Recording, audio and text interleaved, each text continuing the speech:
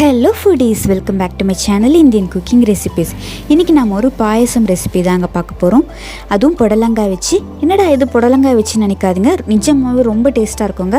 எப்படி பண்ணலாங்கிறது வாங்க வீடியோக்குள்ளே போய் பார்க்கலாம். புடலங்காய் பாயசம் செய்கிறதுக்காக நான் இங்கே ஒரு புடலங்காய் எடுத்து வச்சுருக்கேன். இது ஒரு 150 கிராம்ஸ் அளவுக்கு இருக்கும். பாசிப்பருப்பு ஒரு 3/4 டம்ளர் எடுத்து வச்சுருக்கேன். ஒரு 75 கிராம்ஸ் அளவுக்கு கடலைப்பருப்பு ஒரு பிடி எடுத்து வச்சுருக்கேன். இந்த 2 பருப்பையும் நல்லா வாஷ் பண்ணிவிட்டு உங்ககிட்ட காட்டுறேன்.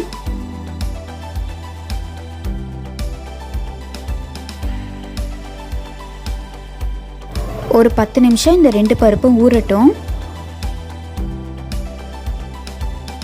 இந்த பருப்பு ஊறுறதுக்குள்ளே நம்ம நெக்ஸ்ட் ஸ்டெப் போயிடலாம். நான் இங்கே ஒரு பாத்திரம் எடுத்து வச்சுருக்கேன். அதில் 2 டம்ளர் அளவுக்கு தண்ணி ஊற்றிக்கிறேன். இப்போ இது நம்ம ஸ்டவ்வில் வச்சுட்டு லைட்டாக அந்த கொதி வரட்டும். கொதி வர ஆரம்பிச்சிடுச்சு. இப்போ நம்ம ஊற வச்சுருந்த அந்த பாசிப்பருப்பும் கடலைப்பருப்பும் தண்ணி இல்லாமல் நல்லா வடிகட்டிட்டு இப்போ இதில் சேர்த்துடலாம். ஃபஸ்ட்டு பாசிப்பருப்பு நான் இதில் சேர்த்துக்கிறேன்.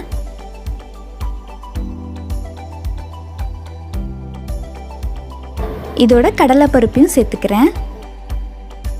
இதெல்லாம் அரை பங்கு அளவுக்கு நல்லா வேகட்டும். நான் உங்ககிட்ட காட்டுறேன். ஒரு 10 நிமிஷமாவது இது நல்லா வேகட்டும். இப்போ பாருங்கள், நம்ம சேர்த்த இந்த பாசிப்பருப்பு கடலைப்பருப்பெல்லாம் தண்ணியில் நல்லா வெந்துடுச்சு. தண்ணியும் நல்லா வத்திடுச்சு. இந்த அளவுக்கு வெந்திருக்கணும். இந்த பாசிப்பருப்போட இப்போ நம்ம புடலங்காய் சேர்த்துடலாம். நான் இங்கே குட்டி குட்டி பீஸஸாக நறுக்கி வச்சுருக்கேன். தோலெல்லாம் எடுத்துகிட்டு விதெல்லாம் எடுத்துட்டேன். இந்த மாதிரி நறுக்கி வச்சுருக்கேன். இப்போ இந்த பாசிப்பருப்போடு நான் சேர்த்துக்கிறேன். இந்த புடலங்காய் சேர்த்த உடனே நான் வெல்லம் சேர்த்துக்கிறேன். நான் இந்த பாசிப்பருப்பு அளந்த டம்ளரில் 3/4 டம்ளர் அளவுக்கு வெல்லம் சேர்த்துக்கிறேன். நீங்கள் 1 டம்ளர்லேருந்து 1.25 டம்ளர் வரைக்கும் வெல்லம் சேர்த்துக்கலாம். இதோட நான் 1.5 டம்ளர் அளவுக்கு தண்ணி சேர்த்துக்கிறேன். இந்த பாயசத்தோட டேஸ்ட்டுக்காக 1 டீஸ்பூன் அளவுக்கு சர்க்கரை சேர்த்துக்கிறேன்.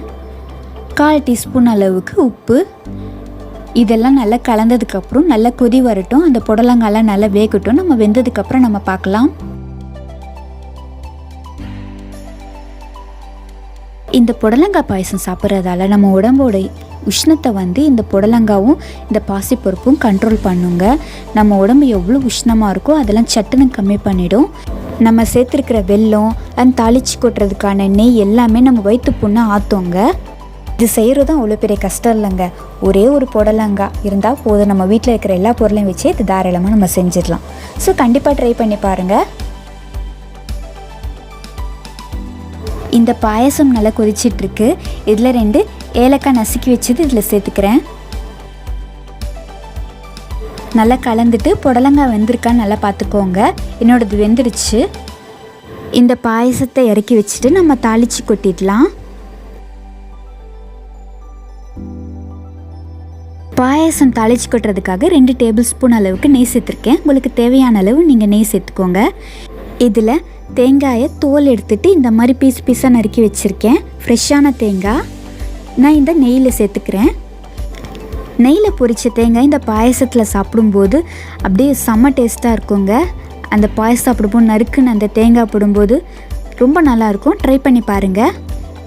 இந்த தேங்காய் நல்லா கலர் மாறிடுச்சு. இதோட நம்ம முந்திரி சேர்த்துடலாம். தேவையான அளவு திராட்சை சேர்த்துக்கோங்க.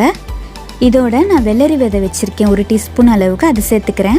உங்ககிட்ட பூசணி விதை இல்லைன்னா கிர்னி விதை இந்த மாதிரி எந்த விதை இருந்தாலும் சேர்த்துக்கோங்க, நல்லாயிருக்கும்.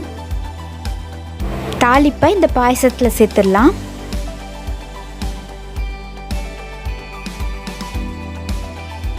ரொம்பவும் டேஸ்டியான ஹெல்த்தியான புடலங்காய் பாயசத்தை உங்கள் வீட்லேயும் நீங்கள் ட்ரை பண்ணி பாருங்கள். உங்களுக்கும் ரொம்ப பிடிக்கும். இந்த வீடியோ நீங்கள் ஃபுல்லாக பார்த்துருப்பீங்கன்னு நம்புகிறேன். ஃபுல்லாக பார்த்து உங்களுக்கு இந்த ரெசிபி உங்களுக்கு பிடிச்சிருந்தா மறக்காமல் என்னோடய சேனலை சப்ஸ்கிரைப் பண்ணி வச்சுக்கோங்க. அண்ட் ஒரு லைக் பட்டனை தட்டிட்டு போங்க. தேங்க்ஸ் ஃபார் வாட்சிங்.